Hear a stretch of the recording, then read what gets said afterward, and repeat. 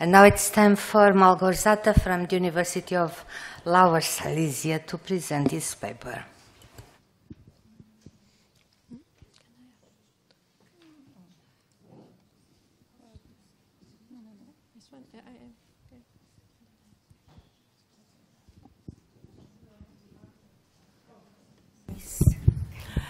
I know that you are very tired, and I have now 8 minutes. No, okay. Not. Okay. At least 20. Okay. I would like to show you my research about knowledge, skills, and teacher education in the preventing of professional burnout. And the core of my slide is like a metaphor for these psychological problems. But in the first, I would like to show you some information, some theoretical background, next methodological assumption, and after then some part of information about my research. But I prefer to read because I haven't very good skills in my English. I'm sorry. A contemporary teacher should have comprehensive and systematic knowledge and skills, flexible, adaptable to the need of the ever-changing school environment produced by the rapidly transforming modern reality. Therefore, a teacher should possess the following characteristics: personal autonomy, agency, independence, personal dignity, moral courage, moral sensitivity, credibility, self-reliance, responsibility, truthfulness, kindness. The properties, however, are in fact more of a postulate than the actual reality of school setting, overlanding with duties. Teachers are variable to stress and burnout. This may significantly affect both their well-being as well as their relationship with students and their parents.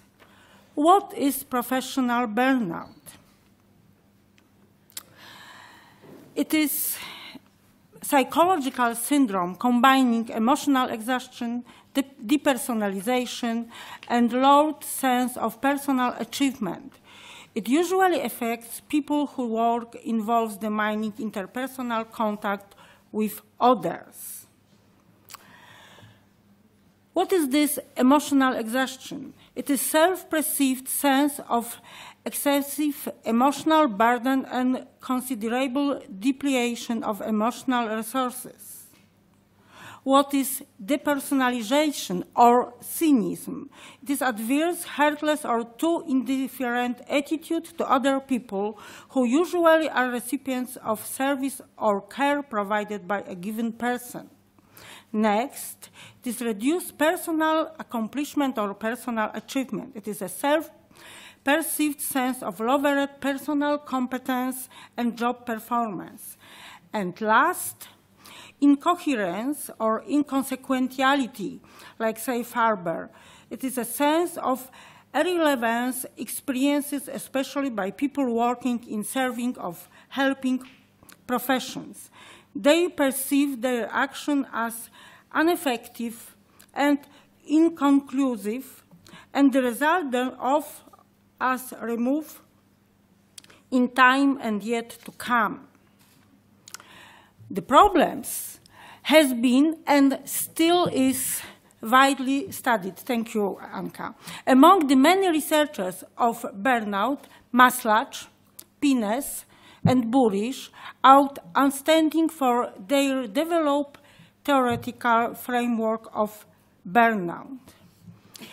In Maslach's theory, the sources of burnout load is the mining interpersonal engagement entailed by the helping relationship and produce emotional overload. Maslach agree that interpersonal contact are taxing and place considerable mental burdens of the help providers. the burnout syndrome displayed by these professionals is bound up with their inadequate coping skills and insufficient social support. Maslach's is a sequential model, i.e. it posits burnout as developing in strategies starting from emotional exhaustion, followed by depersonalization, and climbing in reduced self-efficacy. Payne's burnout model, or Payne's burnout model, is underpinned by a hypothesis that burnout is crucially interconnected with the human need for life to be meaningful. People want to believe that their lives make sense and that what they do make a difference. Payne is content that only deeply motivated people burn out. She claims that in order to burn out, one must be first on fire. A person with no such initial motivation can experience stress, alienation, depression, and existential crisis or fatigue, but not burnout. In such perspective, the burnout syndrome is the final outcome of a gradual process in which a person, one by one, relinquishes illusion of ever finding meaning in professional job performance. Hence, it is reported in people who have ambition, goals, and considerable aspiration at the honest of professional life. They burn out because their intent and expectation are not matched by their knowledge, skills, and experiences. And last, Burish's burnout model put forward a certain kind of whole that encompasses configuration of symptoms, lifestyles, mindset, and career situation. Burish's diagnosis, the subjective sense of lack of autonomy as the primary cause and the necessary factor of the burnout syndrome. Lack of autonomy is the fundamental lever in analyzing burnout etiology. People most exposed and vulnerable to professional burnout include medicine doctors, nurses, social workers, and in particular teachers. In the first research of the impact of stress and professional burnout on teachers date back to 1933, when in this research sample of 600 teachers, 70 reported that they were usually irritated. But now it's very interesting. Look at this. Studies carried out in Europe indicate that about 60 to 70% of teachers, 60 or 70% of teachers experience strong stress, and about 30% display professional burnout syndromes. It turns out that as compared to other helping professions, teachers are more at risk of burnout. In my studies involving 687 teachers of general and special education, I observed a full-fledged syndrome. You show the results of my research. The research outcomes made for distinguishing 4 teacher categories in the context of professional burnout. First, teachers who were not burnout.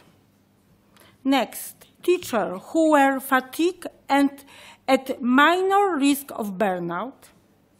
Teachers who were at major risk of burnout. And last, teachers who displayed serious burnout symptoms. On this basis of the research results, a subsequent research problem I formulated. How do teachers perceive their own knowledge, skills, and career situation in the face of burnout risk? My research was based on the quantitative and qualitative procedure, using a biographical research case study, and additionally, in the second part of the research, I analyzed teacher compliance survey for measuring the professional burnout levels. For this purpose, I used the Maslach burnout inventory in Polish adaptation. On this basis of the now I would like to provide some details of the most interesting teacher biographies, because I differentiate 10 teacher profiles, including their competences, professional roles, and professional burnout levels, and my result of this research. Profile 1. It is a female teacher who has worked for more than 40 years in the profession, which is a source of her satisfaction.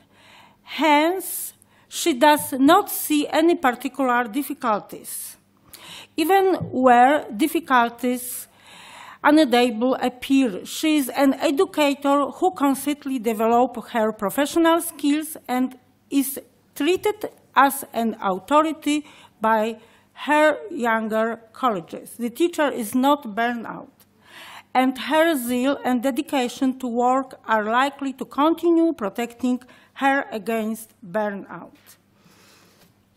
Next, it is an example of what my typology classifies as a fatigue teacher. She chose her studies major like specialization consciously. She is fully aware of the difficult role assigned to her. Perseverant, patient, versatile, ready to change, she is a reflective practitioner who constructs and develops competencies in her own practical experience. As a teacher, she needs support because in adverse work conditions, she may become exhausted and burned out.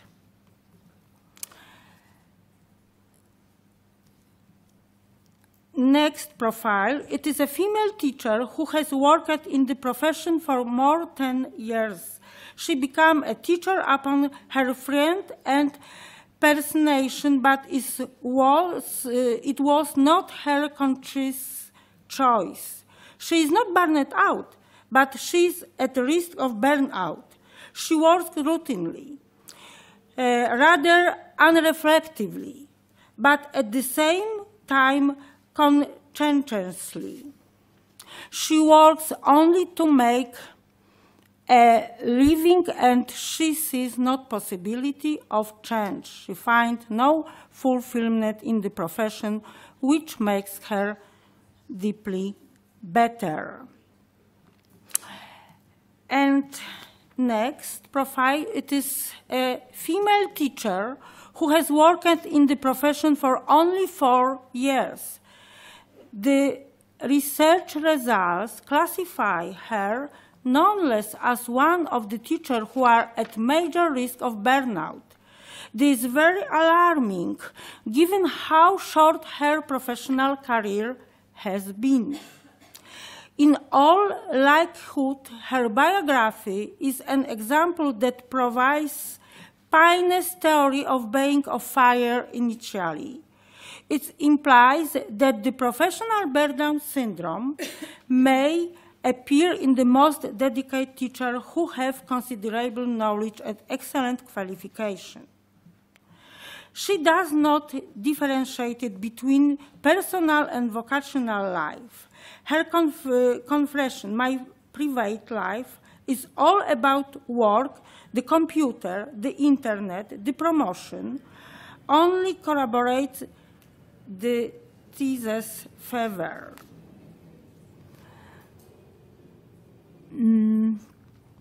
And last teacher biography, It is a dramatic example of a burnout teacher who has worked in the profession for over 20 years and derives no satisfaction from the job. It is not a job of my dream, and I found it very difficult to adapt to it. This passage from the teacher at times reveals her as an unreflective person. She is entirely unaware of her professional role and treats work merely and an existential exigency. Sorry, she has no need for self-development. The teacher's knowledge has never advanced beyond the traditional scientific model of a technological teacher. A narrow-minded practitioner, she replicates stereotypical approach, treats her students as objects, and has a very limited capacity for changing their reality other than apply ready-made solution. She is deeply disappointed in her profession, and her activities are a merely mechanical response to commands and assignments. Her job performance is motivated by the fear of redundancy, which results in her mood growing worse steadily. She is a teacher that definitely needs help and support. On the basis of the outlined teacher profiles are distinguished the teacher professional competences, including their knowledge and skills in the context of their professional burnout category. The first, teachers who are not burned out. How you see, it is a last very interesting competence, professional competence. Next, they are reflection, they give impulse to future reflection. Next, who are fatigued and at minor risk of burnout. Their main competences remain at the rational, technical level, while practical moral competences are poorly developed. They are ready to change and construct their competences through practical experience. They are gradually becoming reflective, while at the same time they lack a capacity for self-creation. Their professional role is that of therapists. Next, teachers who are at major risk of burnout. Rational, technical level, and what else? Do not search for more constructive, practical solutions to make their work easier. Expect to obtain clean, precisely formulated, ready-made didactic and educational solutions to apply in work with students. And neither creative nor proactive. And what about teachers who are burned out? Practical competence, students as objects, unreflective, typical traditional scientific model of technological teacher. And conclusion. The research result implied that the teacher commonly possesses rational technical competences, while practical moral competences, as well as reflection in end of action, and largely missing. How you show professional burnout, teacher burnout is very, very important psychological and behavioral problems with we need to know it because it is very important in the teacher education. Thank you for your attention.